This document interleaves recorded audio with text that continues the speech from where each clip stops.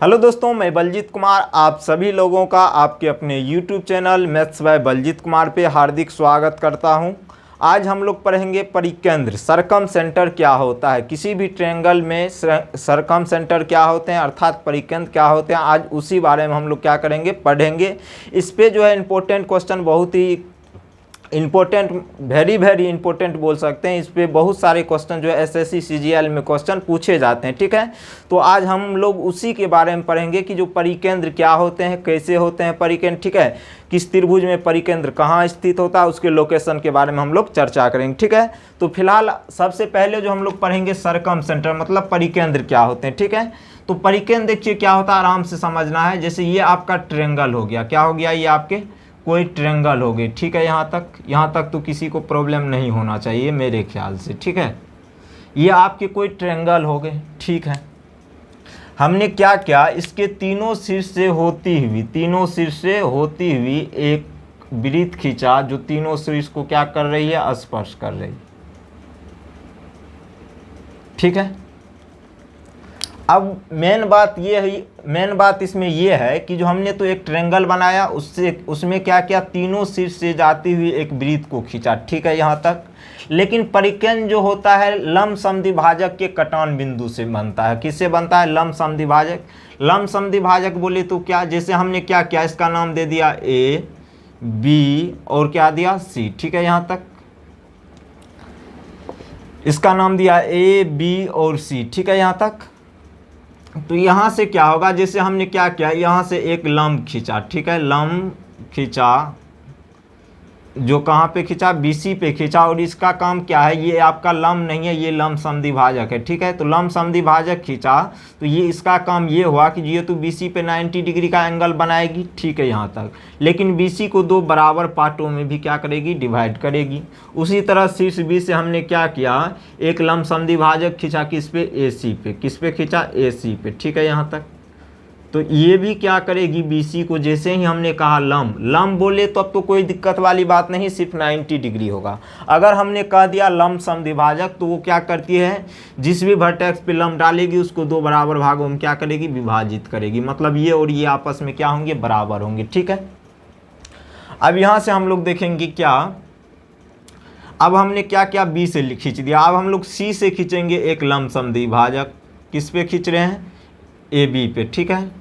तो हमने क्या कहा, लंब समद्विभाजक का काम होता है सबसे पहले तो जिस भी भुजा पड़ेगी 90 डिग्री का कोण बनाएंगी, उसके बाद उस भुजा को दो बराबर भागों में भी क्या करेगी, विभक्त करेगी, ठीक है। यहाँ तक किसी को प्रॉब्लम नहीं होना चाहिए, ठीक है।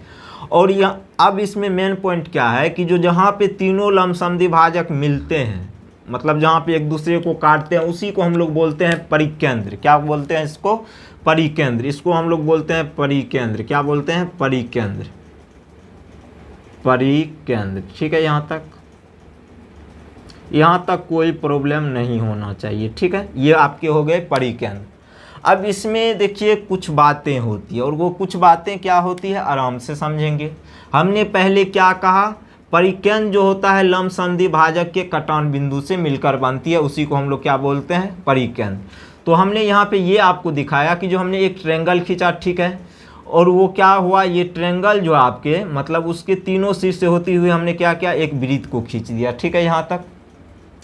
तो यहाँ पे और क्या किया हमने, एंगल ए से क्या खींचा, लंब समद्विभाजक खींचा, कहाँ पे, बीसी पे, ठीक है। तो ये बीसी पे 90 डिग्री का एंगल बनाएगी, लेकिन इसको दो बराबर भागों में भी क्या करेगी, विभक्त करेगी।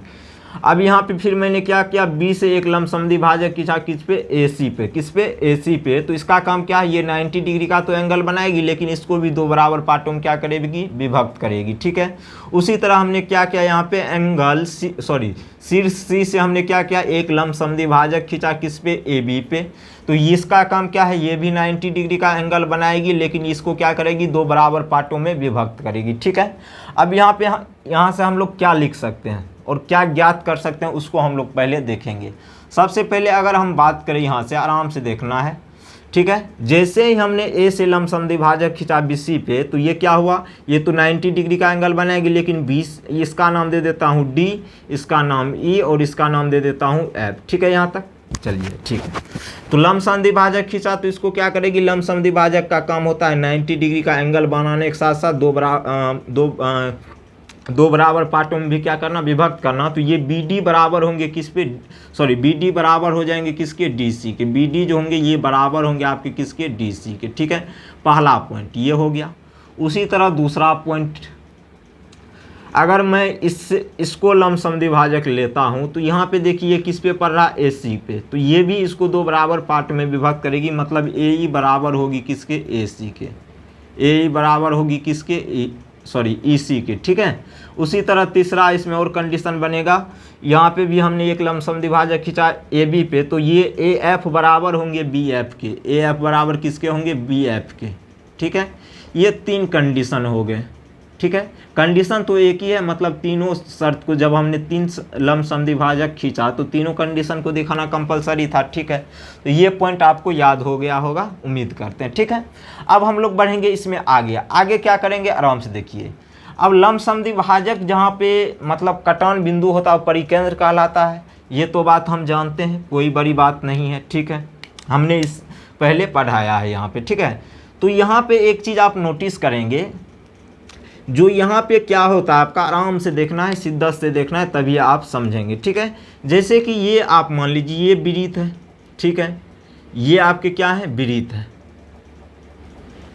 तो ये विरीत हो गए, तो ये विरीत हो गए, तो यहाँ से ये दूरी देखेंगे आप, इसको ये स्पर्श करिए, मतलब इसको अगर हम ओ मान लेते हैं तत्काल के लिए, तो यहाँ से ओ, यहाँ से सी हो गए। तो यहाँ से ये दूरी और यहाँ से ये दूरी और यहाँ से ये दूरी। ठीक है, ये तीनों दूरी क्या होंगी, आपस में बराबर होगी। ठीक है, ये तीनों दूरी क्या होंगी, आपस में बराबर होगी।